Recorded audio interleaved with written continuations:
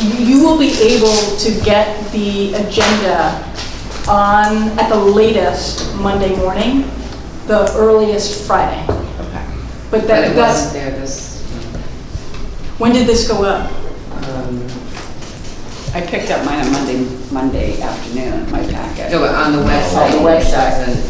It wasn't So it went in there. your packet, but it didn't go out to you via email. You know what Or I'll, it wasn't on the city website either. you know what I'll ask her to do? I'll ask her to do two things. I'll ask her to both email it and put it up, okay? Yes, Tuesday. Yeah. Monday, yeah. Monday. Tuesday. But that's the process. The process is I let her know by Friday and then they take care of it. All right, so we've got 3 agenda items: ethics, bed bugs, and vacant buildings legislation. So I thought we might start with ethics. We got this copy yesterday by email from corporate counsel. And do you want to sort of give us an overview, Dan? Is it okay to ask you to do?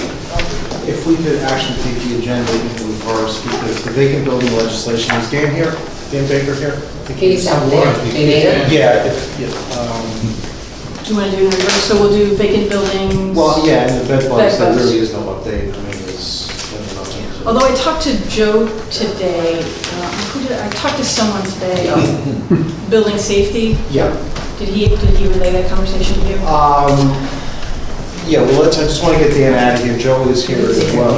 I spoke with Joe, and he was really helpful about the bed bugs issue. Okay, do you want to, we're just going to redo the agenda so that the vacant building thing is up top so that you can go home, because I know you'd like to meet your family. And there's really nothing to discuss with regard to the vacant buildings because the legislature passed a fairly lengthy, complicated piece of legislation, was it today? Within the past few days, just before the session ended, That includes significant preemption language that impacts what we can and can't do with regard to our legislation. So basically, we are asking for the vacant building legislation to be pulled so it can be reconciled with the state bill, and then we will be bringing it back hopefully next month. first to see if the governor signs it. 'Cause, Well, we're going to operate under the assumption that it's going to be signed and we're going to prepare a reconciled version, so that we can bring it back next month. I don't believe that we're going to have an answer with regard to whether the governor signs it in time for next month, are we? Well, we're gonna see when the Senate send him the bill, right? And Is that a recess? I think they have 30 days to send it to him, I believe, and then we've got 7 days to sign it, so there's no sense in, So it might be 2 months.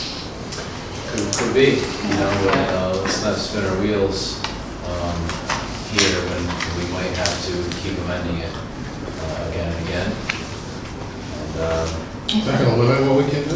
Very much so, yeah. Yeah. Very much so, yeah. In a positive way, in your overall view, or in a negative way? The longer they have hold us up, the longer we're gonna have our vacant properties. So. Well, But in terms of the content, is it? well, right now, the way the legislation was passed, any fees that we were collecting from 1 to 4 family residential, bank-owned, vacant and abandoned, will no longer come to the city, but will go to New York State. And then hypothetically, they will be accepting applications to give it back to us in the form of grants. Yeah. Whatever. What is the reason for that? It's auditing. I can't believe that. That is. It was a Schneiderman bill. You can look on his website. He has, his postings about it. It was fully supported. Not fully supported. It was heavily supported, and for the same reasons that we're looking to have legislation in regards to this, they were also. They're looking to register these properties. They're looking to speed up the foreclosure process.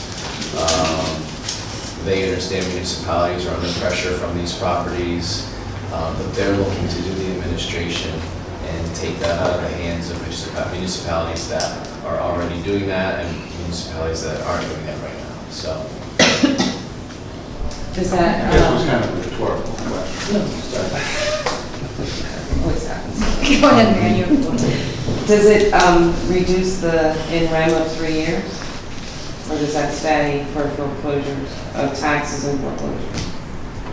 Is the in rem affected at all with the legislation? No, I think if those owners are delinquent, It's still a 3-year statute, but... yeah, I don't think this supersedes, what I read, doesn't supersede our Anything like that. eligibility to take those properties back. So, and perhaps this is unfair to ask you guys, because you've had little time to review it, but is it a net benefit, a net gain for us, or is it a disadvantage overall? Because it sounds like it could be if they speed this process up in ways that we couldn't, even though they keep the money, right? Maybe it gets back on the hook. Or is it just a loss in terms of money and control over what goes on? I'm gonna have to have a conversation with the NICOM people tomorrow. Okay. To see what their take is. Okay. We're still in the process of reviewing the legislation. My biggest concern is, as I said, reconciling what we are doing with what the state is now going to do and the impact that it has on my ability to prosecute these matters in Kingston City Court, because it also includes provisions with regard to hearings and due process and the like that is going to minimally change the way we proceed. Whether it's going to change it positively or negatively, I'm not going to know until not only do we digest the legislation, speak to NICOM, and try to revise our process, but actually go through the proceedings and see how the court responds, how the individuals respond. There are some benefits in terms of securing jurisdiction over out-of-state entities that I don't otherwise have jurisdiction over. Okay. So it's a very, very complicated piece of legislation that's going to take a lot of digesting. Okay. All right, Marianne? In regard to where the city no longer will collect the money and it goes to the state, and then in turn they'll, you're saying it'll be in a form of grant request. Is it outlined what the grant request criteria is for? That's not 100% clear at this point either. Again, it's, Dan, how long is this bill? It's about 20 pages, isn't it?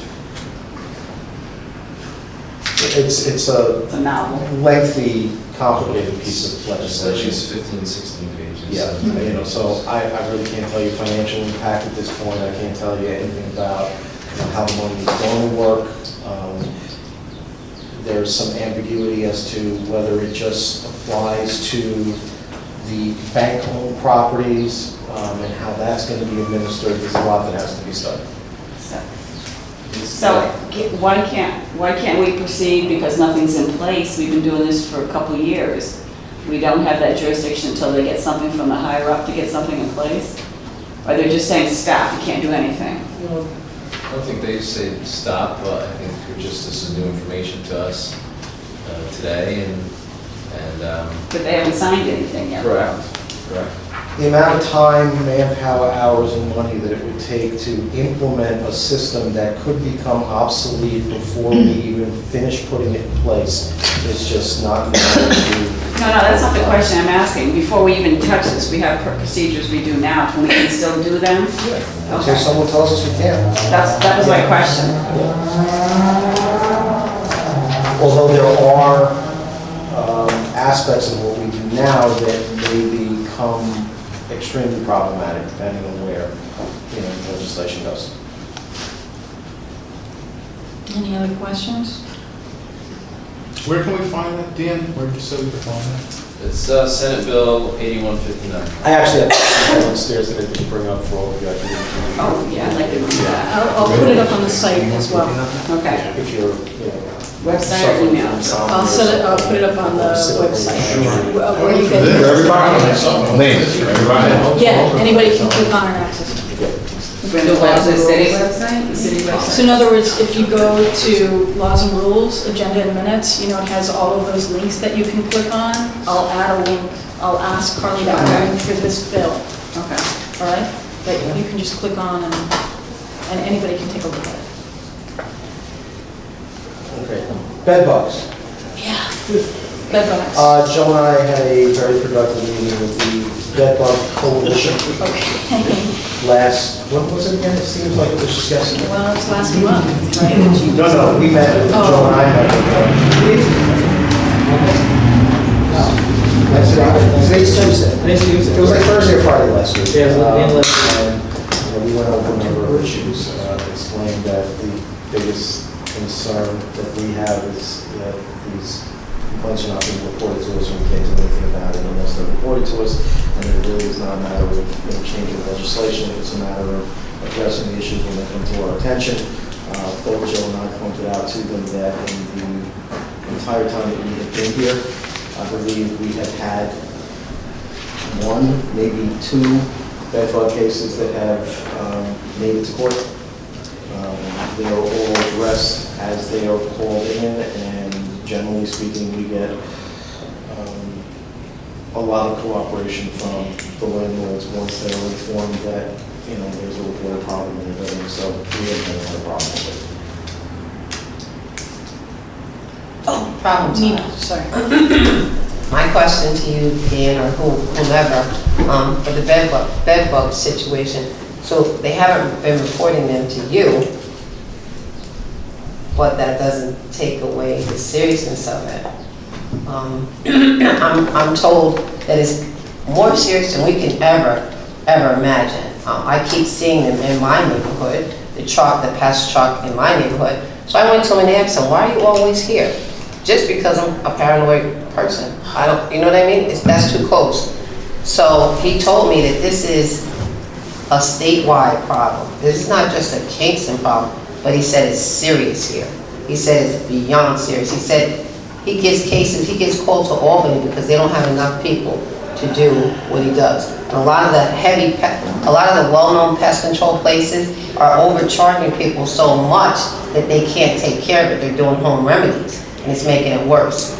And he told me what one of the home remedies was fabric softening sheets. I couldn't believe it. Fabric softening sheets. So people that are having a problem that's so bad but can't afford to pay for it, they're covering their bed in different areas with fabric softening sheets because they say that bed bugs are afraid of them, which I think is a problem. What do I know?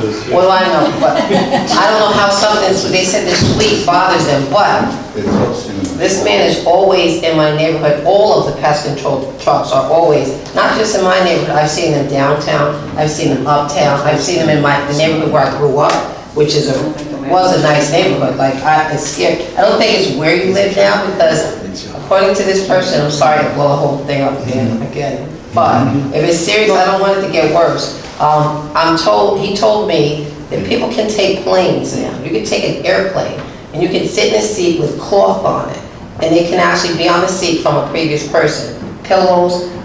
You've heard of basketball players going into hotels and getting bed bugs. So it's not you're a nasty person thing. It's all over. It's not just New York State, but he said it's really bad in this state. We've had patients that they thought they were mosquito bites, and on closer inspection, they're not mosquito bites.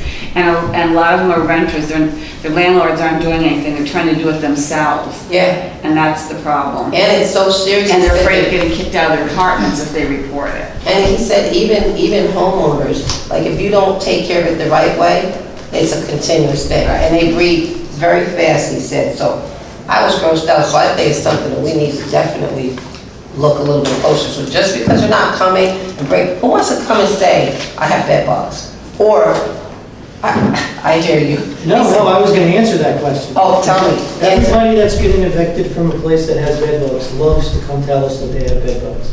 But like what Dan said, ultimately it comes to us at the end of what it's turned into a bad relationship most of the time between renters and landlords. As far as homeowners go, there's they don't even have the right to step into their house and tell them that they have to do something most of the time. Oh, who's going to tell you that, honestly? That it happened? No, yeah, because it's people are embarrassed by it, too. And understandably so, but as coming from building safety, ultimately it gets treated the same way any infestation does.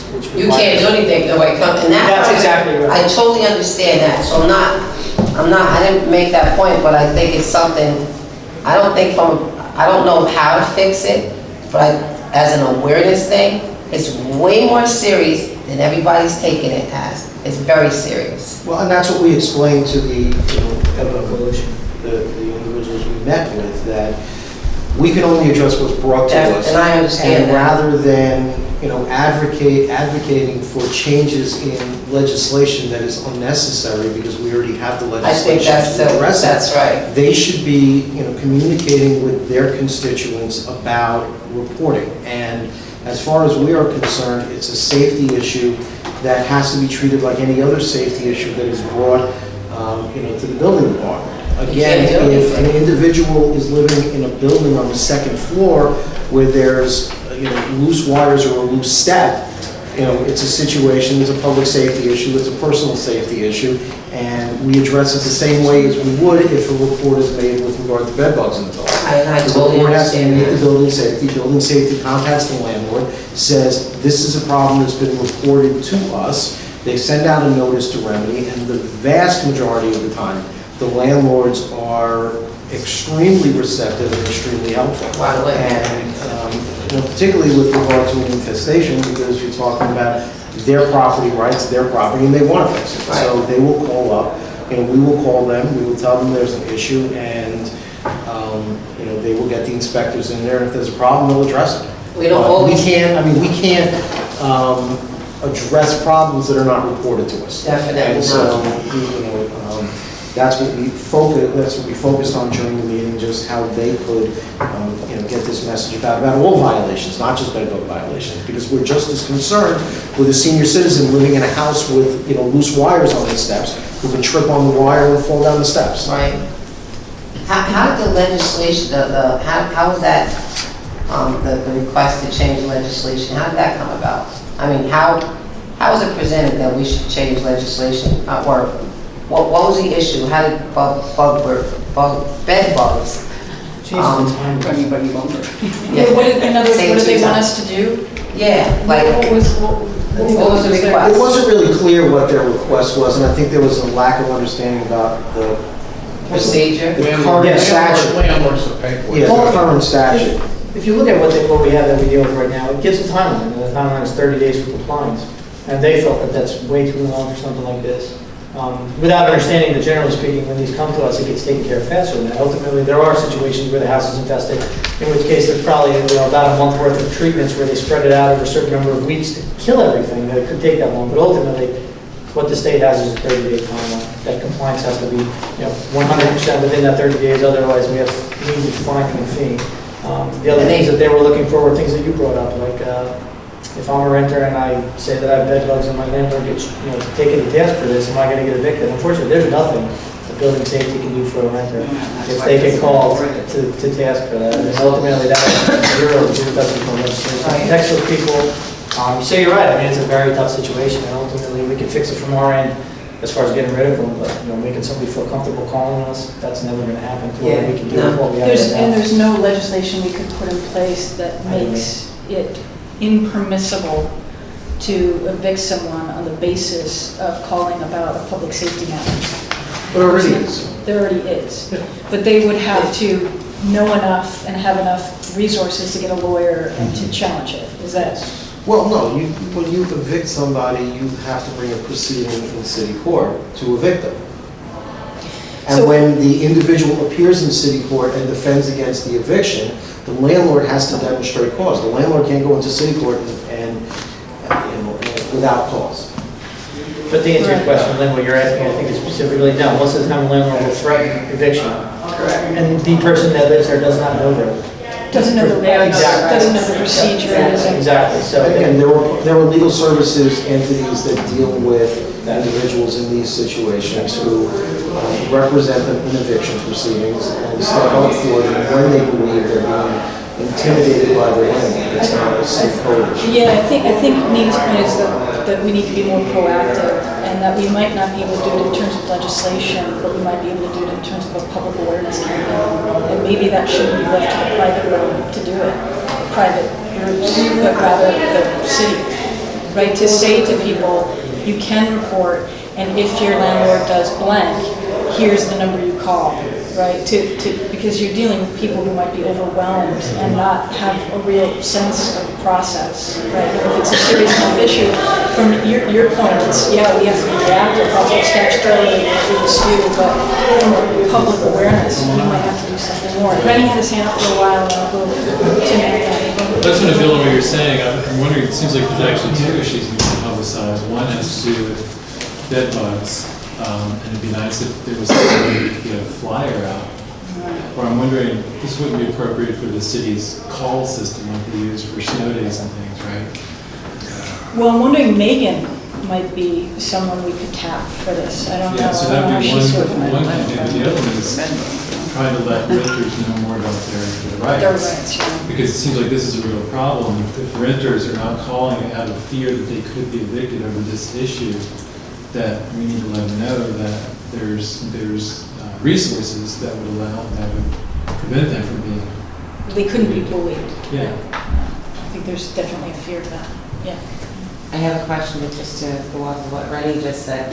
I don't know if that would cause a outbreak of everybody calling the city then and saying, do I have bed bugs? Not just to renters and landlords. I mean, it's not a bad idea, but I'm not sure if that's a way that we would want to address that, because it would, I mean, I think Joe was shaking his head, yes, that would, the calls for that would be. Yeah, I think ultimately it has to be packaged in the services thing. It can't just be if you have bed bugs, or bed bugs are a scourge, we need to take care of them. It has to be packaged as, there's a lot of services that are available to renters that you don't know about. These are some of them, and if you take advantage of the things that are put in place through your government to protect you, then you can live a better life. But it can't be packaged as, bed bugs are the scourge of 2016, you need to take care of them, please call if you have a mosquito bite, because that's what it's going to be. It's going to turn into something along those lines. And quite frankly, we don't have the manpower. I know people call about bed bugs, we don't go into it. We require that they either the homeowner or the landowner, the renter, the landlord, provide us with the information that it was looked at and is either taken care of or is cleaning. So we don't have an investigative team that goes into to search for these things. Well, we could be strategic about it. It has to be strategic. It can't be So, widespread. and we would do it in coordination with you. And I mean, one of the things we left off with the Bed Bug Coalition was, because they seemed poised to, really start pushing public information, and they needed, we just let them know that, there's much better way to package this that will not cause mass hysteria. Well, we should coordinate with, and maybe we can do it on the executive end with Megan, and have a more centralized process and coordinate with you and the Bed Bugs Coalition and the executive branch. I can ask Megan if this is something she could take on. Maybe she could, maybe she couldn't, I don't know. But I think the other issue that I just want to say is I get calls about this, like literally every week. NBC is calling me, like they want me on camera to talk about the bed bugs issue. Yeah, they call. I know the mayor's getting And calls, this ties right Jim's into getting what calls. Mary Ann said, which was the Bed Bug Coalition dubbed this an epidemic when they're, with basically no supporting facts. Well, And all of a sudden, it ended up on, NBC, and NBC starts, they call it an epidemic, so it becomes an epidemic, when in reality, we're dealing with, we are dealing with so many, other types of complaints that, as far as we are concerned, are more common within the city. And, again, the mayor started receiving calls about this quote-unquote epidemic, merely because someone came to a meeting and called it an epidemic, and then called the press, and the press picked up on the fact that it's an epidemic. Let's just say this about the coalition. I think they were well-intentioned, and maybe we could be more strategic. Absolutely. Now, So I I think still have that- my question. Yeah, Mary Ann had. So, their communication wasn't asking for legislation, it was asking for a meeting, which you had a meeting with them. And at that meeting, were they pursuing legislation or just No, they appeared at Laws and Rules Right. last month Right, and I was here. specifically asked for changes in the legislation. They want, because they're. Our response was that there was no need for a change in the legislation. There's a need to address the lack of communication and the lack of information in the community. And the way to do that is for your people to meet with my office and with building safety so we can get on the same page, which is what we did. now what's to prevent an individual just calling Ulster County Health Department? Absolutely not. They can do that, do they come back to us, for us to investigate, or do they do it? Worcester County Health Department really deals primarily with things like children in places that have high lead and things like that. So they haven't, as far as I know, gotten involved in this much, but ultimately you can call whoever you want. Ideally, if you call them, they're going to call us essentially. Now, the other thing that you have to remember here, we don't do the inspections. This is a third party that comes in. There's a cost involved here also. Once the landlord gets a certificate from an exterminator that says he doesn't have bed bugs, that doesn't mean he never has bed bugs. You know, it doesn't have a time limit on it, how long it's good for. You could not have it this week, you could have it next week. One thing we have to be very careful of is you could get somebody complaining every week.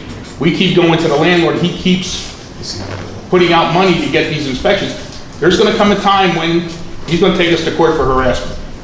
Right? Now, I don't know where that level is gonna be reached, but if they're continually unfounded, and again, you can't go from one week to another. You don't have it this week, doesn't mean you don't have it next week.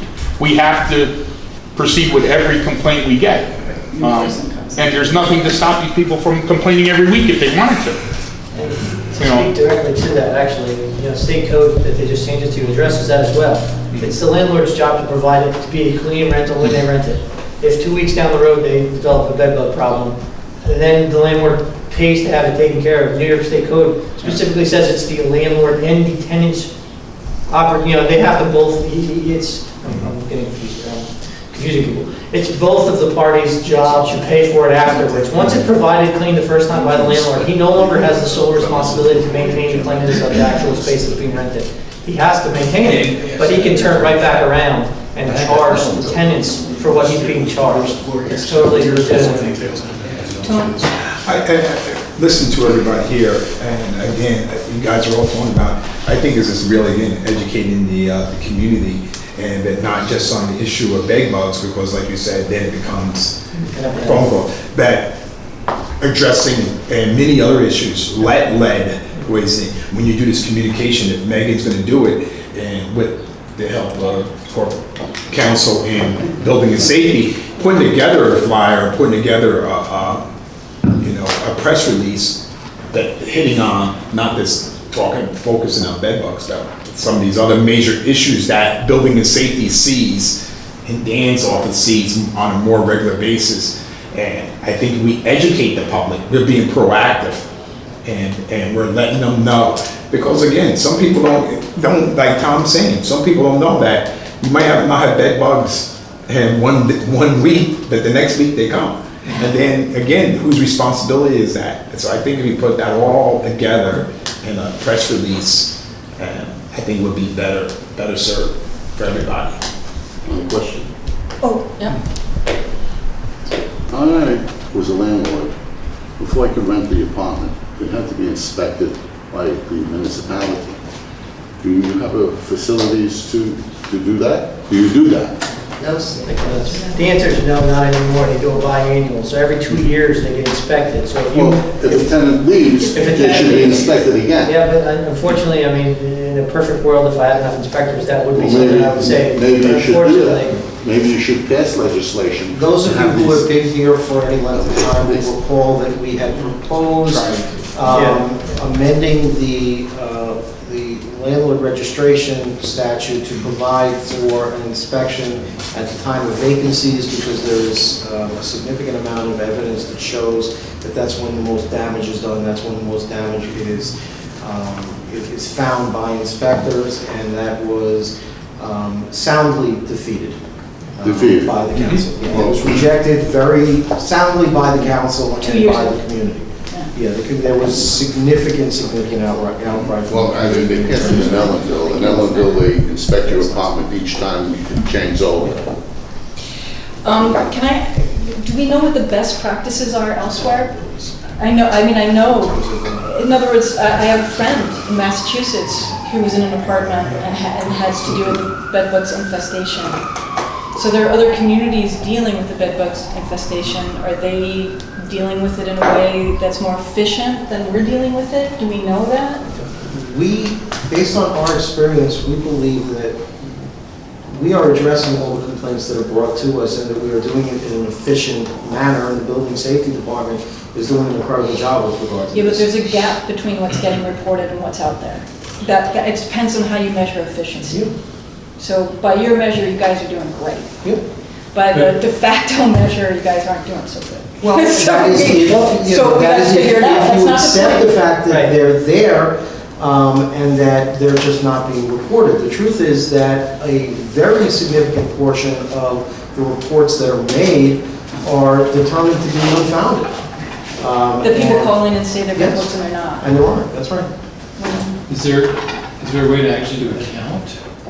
I mean, to Count the try to bed figure out. Oh, they say count the bugs, I'm like, oh. No, I mean, Oh, I was thinking, okay. because you're talking about how it seems like some people are perceiving there's an epidemic. You're saying that you're not getting a lot of reports. And I'm just wondering, it'd be really helpful if there was some way we could find like an epidemiologist who would do a study. Isn't there an epidemiologist in the city government? One of you? No? Anybody want to volunteer? Oh, good, Nina volunteered. Nina's gonna count. Jim Noble is. Go ahead, Nina. No, but it's really a problem because that's the basic piece of information that we need to figure out what to do. And so without that, we're shooting. You don't issue a certificate of occupancy. Nina had her hand up, and then I'll go to. I just have a suggestion, because this went way out. I think what Dan and Building Safety are doing is exactly right, because there's nothing more that they really need to do. There's no need to change legislation. There's an awareness issue. So that gap, you're 100% right about the gap. There is a gap, because for all these people and all these places to say they're bed bugs, and for me to constantly see bed bug, pest control all over the city of Kingston. And when I started talking to these guys, 2 of them in my neighborhood, 2 different companies, and they told me that it's a serious problem. And I specifically remember, without opening a can of worms, one of the houses that housed homeless people or migrants from New York was so bad that one person told me that they bought them in a jar to DSS. That's not something that was made up. It wasn't unfounded. They brought it and showed it to them. This is what we're sleeping on. And the people that are being put in these hotels, they're sleeping in this. So this is not like something that somebody's making up. No, I it's think the not. schools are dealing with them too. There's too many people that are dealing. Hotels, one of the hotels in Albany had a problem where they actually had to almost shut down, because that's how bad it was. Because they couldn't let other people come in because they were taking them home and elsewhere. So it's not something that like is a new thing. 2 years ago when I first started on the council, I remember the place that housed migrants from New York, and it kept being overlooked, or like, oh, we don't want to deal with this. Well, all those people that are no longer in that place, where do you think they took those bed bugs? Wherever they are. Because that's how they said you can sit on something and you could go to somebody's house. You could get in somebody's car. That's what, and I know that sounds gross, and I know it sounds like epidemic-like, but my suggestion is us as council members, like in my ward, I like just sitting here, I thought maybe I'll do an awareness thing. If you're having an issue, here's somebody that you can contact that has a lower payment scale. Now it might make this man's business boom, but he's willing to actually work with people where they do, he does a payment where it's more reachable for people. So you don't have to live with that problem. Instead of doing the high pest control, the ones that have been charging people thousands of dollars. People are just gonna live with it and try to find remedies, and the problem gets worse. So the awareness could be us as council members in our neighborhoods, taking a flyer and just saying we're trying to make you aware. We're not trying to bring attention to the city or to the building. We just want to make you aware that here's a company that might be able to work with you better. That might be a solution. You know what I mean? And I could, of course, ask this man, you know what I mean? Or maybe it might force the other companies to come down their prices so other people can deal with this problem instead of trying to change legislation or think of whether it's an unfounded thing. This was happening 2 years ago. Well, I'm thinking maybe one of the things we might do is have Megan come back to the next meeting. First, I'll see if she'd be willing to take this on, and if she's willing to take it on, then maybe we could strategize and talk about it at the next meeting with her in the room about how we might raise public awareness. We might do multiple things, which you're talking about, as well as some other things as well. Yeah. I would say contributing to this spread would probably be like some more of the transit housing, like the boarding houses, because if they have bugs, they just leave, or, so the next person comes in, and they just keep going, and I think you're gonna find it more prevalent in boarding houses, illegal ones, and people rent by the day, you know, that's No, where it's it's deeper coming than from. that, way deeper than that. Okay, that's how it's struck. Rondout neighborhoods, Rondout, not to call point fingers, but 2 years ago when we were campaigning, in one of the houses, or one of the apartments in Rondout, what is it called, down here, we call it, the gardens, in the gardens, someone went in the house and this lady was, you know how when you're campaigning, they just give you issues that you're dealing with, and bed bugs was it, she said, my house is infested, and the person who was campaigning there ran out of her house. So that one person had it around our gardens, plenty of people had it around our gardens. Not to point the finger at them, but multiple dwellings are gonna have that. Multiple, like I said, especially rooming houses, Yeah. they go for a couple days or a month, and then they leave if they get an issue. And I don't know, is the owner expected to check every room after a person leaves? I think it's bigger than multiple dwellings now, it's all over from what these pest control companies are telling me. Well, that's why you need to educate. That's Okay, right. how can you address it? Do you think you have it? Is there things out there that you can do to try to stop this, to prevent it? About not getting a secondhand mattress, which is what a lot of people do, to get a secondhand Or mattress. furniture These are curb. things, and it's, with Megan, that she can use it, where you can educate the public. That's a good idea. But ones who need the education on what you shouldn't do and what you Yeah. can do. But also tell them their rights too, that they And can. yes, and also put that in there, yes. And I think you're right, it cuts across class too, everyone's, you know. It's not a nasty and all that good thing. stuff. You know, Megan can work with Human Rights Commission we have here in the city of Oh, Kingston, that's she a good can idea. help. Because that's some of the complaints that come in. I remember when I was on the commission, there would be issues too. So how about if I do that? Next meeting, I'll contact Megan, I'll talk with her, I'll get in contact with Human Rights, and we'll talk. Maybe you'll come back. Yeah, okay, yeah. Madam Chairman, one thing that I think you can't skip over at all is what some people brought up, the fear of retaliation. When I was on the Human Rights Commission, we had report after report. People come in, they file complaints, but they're scared as hell of getting retaliated. People got their locks changed, found their stuff outside. I know of one guy recently reported it, came home, someone else was living in his room, and his stuff was out in the driveway. And you know, he'd been kicked out 2 or 3 times. When he gets and when the landlord says, I'm bombing, sets off a bomb, then tells him, and now the guy's without his dialysis. Right, okay. Because that's left in his apartment and he can't get to it. There are landlord-tenant laws, Human Rights is supposed to deal with it, but they meet once a month. And if you're homeless and in your car, or if you're lucky enough to have a car, you know, you got nowhere else to go. And the fear of losing the roof over your head and having to sleep on the street or behind a Hannaford is way beyond having to put up with an infestation of bed bugs. Right. I think that's a fair enough point. And I think we can take that seriously and do the best that we can.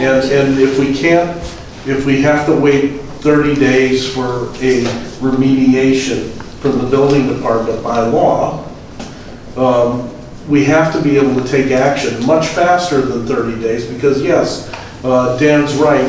You have to get a court order. The sheriff has to come supervise the move out. Everything has to happen that way. But a lot of landlords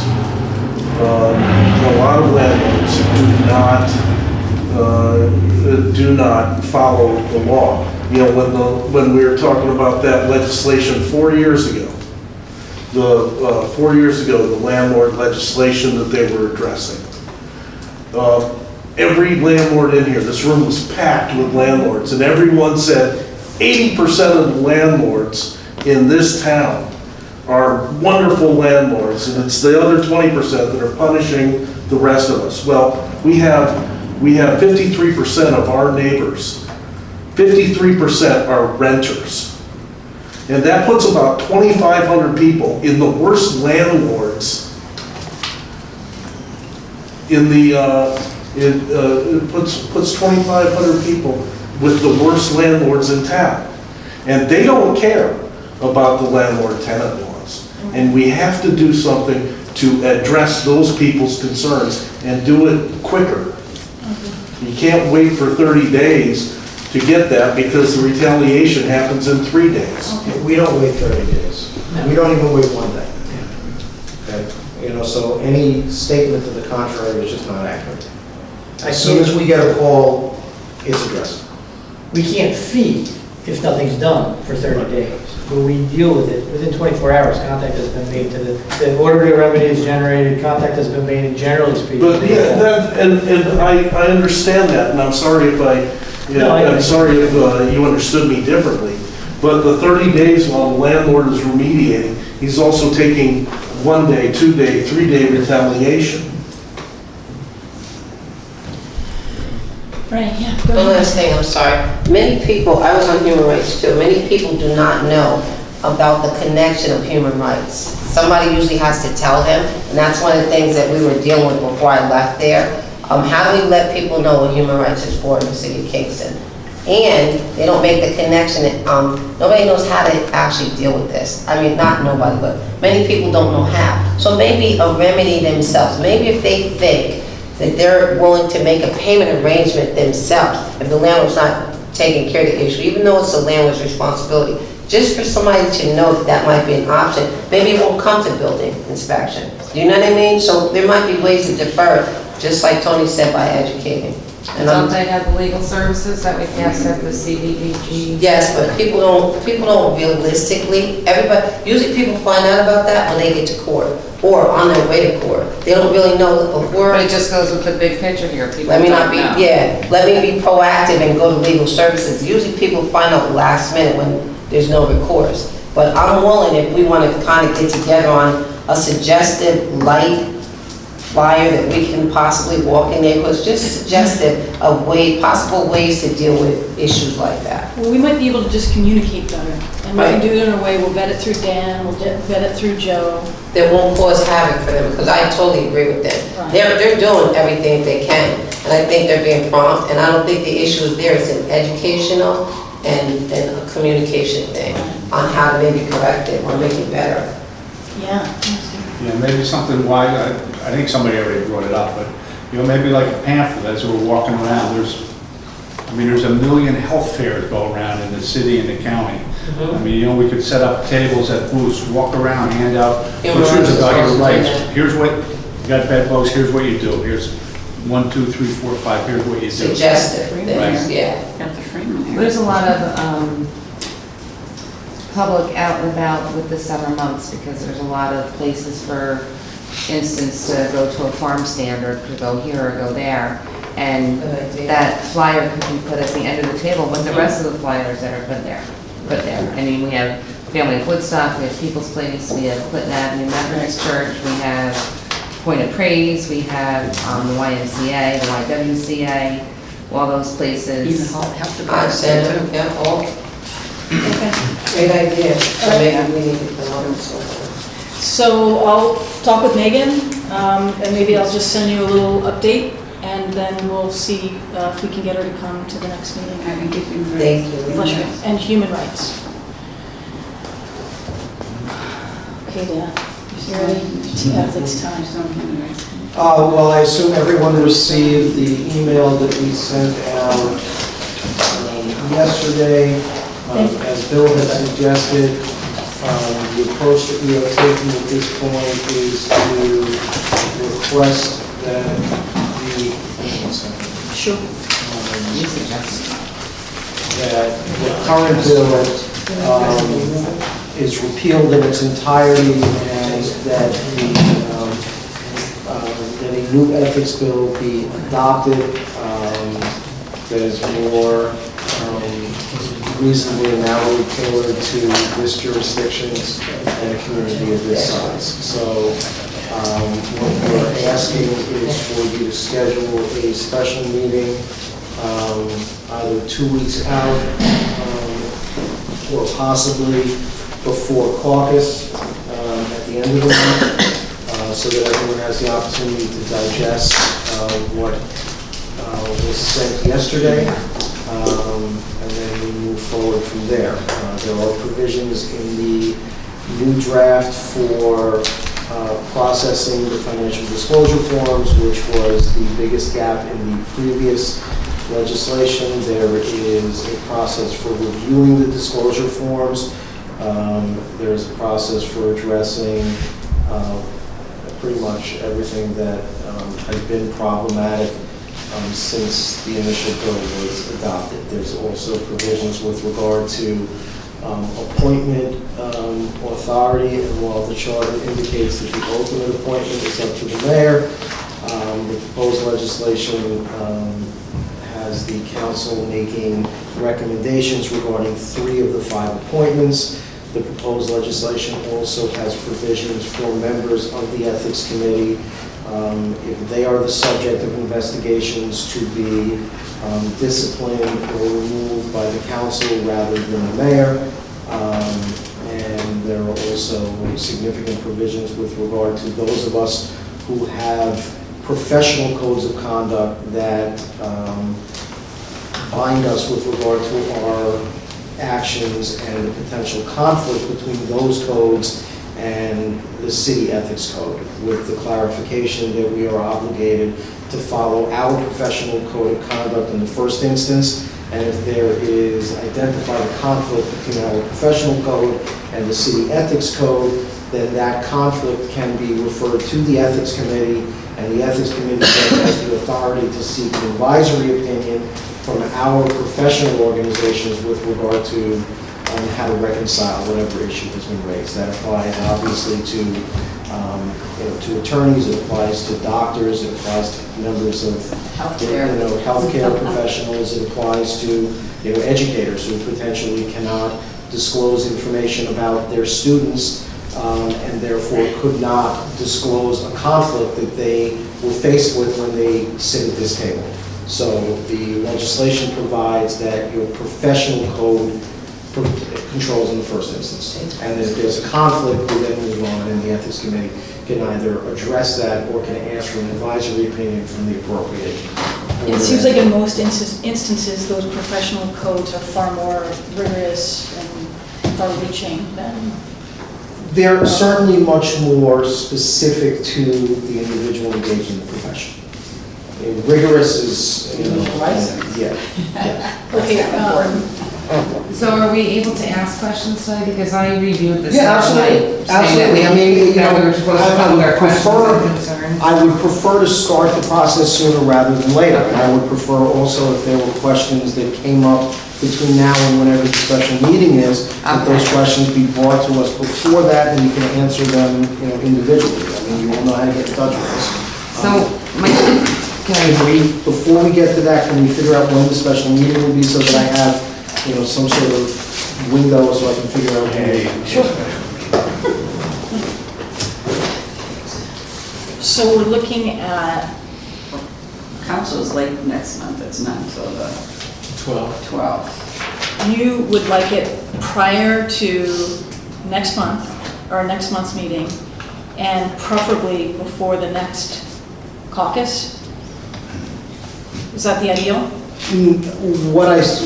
What we had originally thought was that we would do it before caucus, like we had the special meeting with the shooting range last month. Okay. But given that the July meeting, as Debbie indicated, is not until the 12th, there certainly is time to do it on a separate day. And that's, your call if you want to stack them on caucus night, or whether you want to come in on another evening. I mean, that's Deb, you're saying you don't want to do it on caucus night? There's so much issues that come up, and this is something that, you gotta take your time, but there's just too many agendas on the table for caucus. Okay, and then we have common council on the 12th, and... Good, 4th of July, we're not here, so... So we could, if we can't do it before caucus and the next common council meeting, The soonest that we could do it, it would be the 13th, which would be that Wednesday, July 13th. which would be July 13th, which would conflict, I think, with Well, no, we're looking to do it, we're looking to do it before the July meeting. So what I was looking at was maybe the 28th, the 28th, which is a Tuesday night, or some night that week. I won't be there that week. Like, I get my feet on the tables.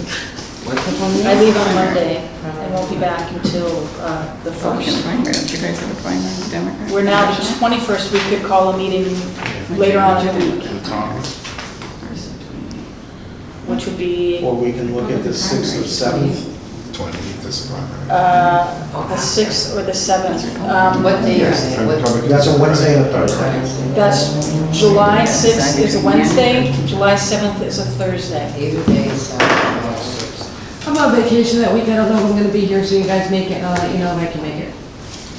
What this- Okay, You're gone, you're gone, she's gone too. No, she's I am first. gone until the 1st. So I will be here the week of the 4th. So you're I'm not good. available the week before? I'm not because you're on available the week vacation, and I'm not available the week after, because I'm on vacation, so. So July 6th, is that it?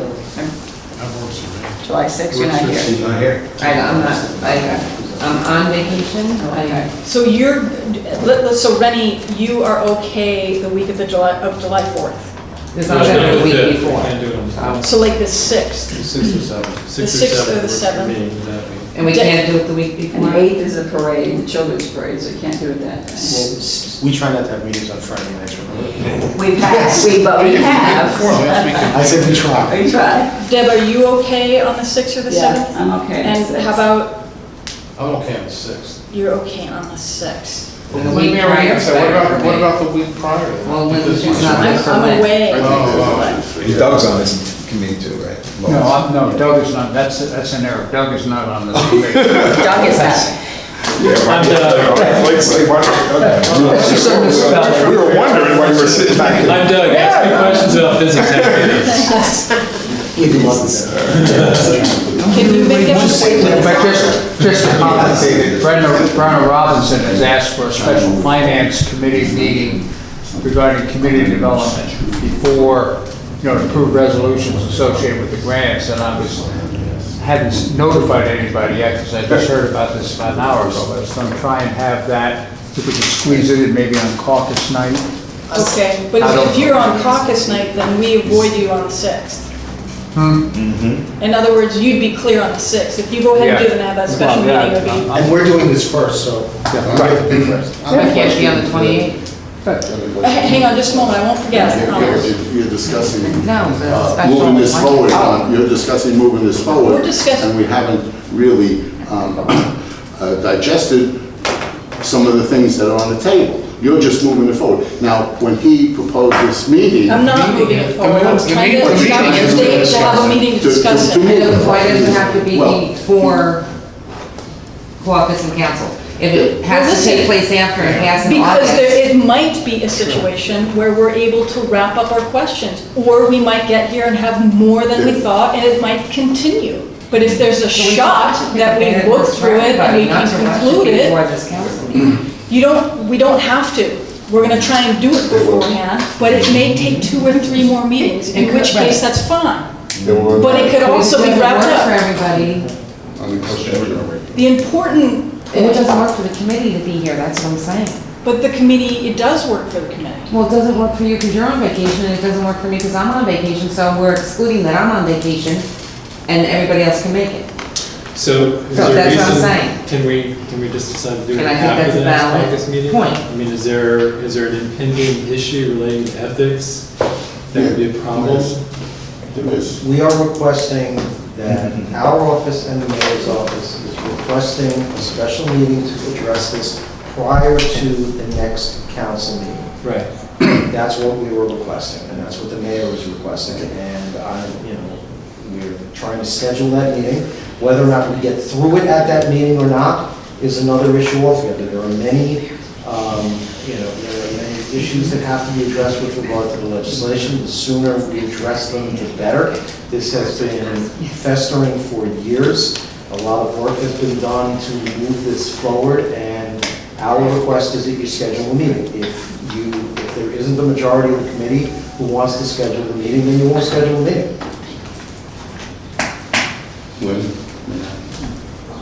All right, First of all, you mentioned about amendments, not clarifying what they were, just put them in, we have these amendments to make. Nobody knows what they are. Second, the professionality clause where professionals don't have to put down certain people in their disclosure form. The law was meant to be transparent. It wasn't meant to accommodate. First of all, when they did their sealed envelopes, and they put the professionality clause in there, one of the professionals, Participate as if he was an alderman. I'm not participating because I'm an alderman. You're participating as the mayor's lawyer. order, wait a minute, order, okay? Make sure your comments are germane, okay? My comments are. They were talking about a date. You put the professionality clause in. Okay, I need the floor to make germane comments. We are talking about establishing a meeting.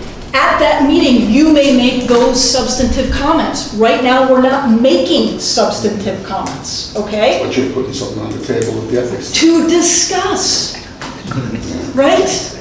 There's a process. That's what too many people outside. Okay, now, let's get back to the meeting. We've got an issue. Mary Ann can't make one week. I can't make the other week. The mayor would like to move forward on this. Do we want to honor the mayor's request or not? That's really what it comes down to. I didn't hear what the urgency was again. For The mayor. urgency is, I think we have upcoming conflicts if we don't resolve it. And why do we disband the board? Well, I mean, we have a light caucus, we could do it after caucus. Well, he said now there might be something with Brenna. But I think there's something else that can be worked out with that. I think, but just a suggestion. That special finance meeting, Well, I'm gonna try to have it before. I don't know, I haven't scoped had to it. just I don't know how much come time it up. takes. It's going to be on the 28th of community. So we're having a meeting before caucus, then a meeting after, maybe. Okay, go ahead, Mike. We're all here. Would this Thursday be too soon? Would this Thursday be too soon? is that the 20? No. That would be, 23rd. 23rd. There's a comprehensive plan zoning committee. Well, but I'm on it, but I can probably go in later, not go at all. I mean, because it seems pretty clear we can't meet either of the next 2 weeks because of people being out of town. Well, you mean you're never gonna have that What anyway. date did you say? Because, the 23rd. now, what was your July date too? Because Until July 1, and I leave on the 27th. So we're talking about July 6th as a possibility. 6th or 7th. 6th or 7th. Mary's. I'm looking. I'm between here and Saratoga. That is my vacation, but I can, it's only an hour. That's the 7th. Let's do it after caucus.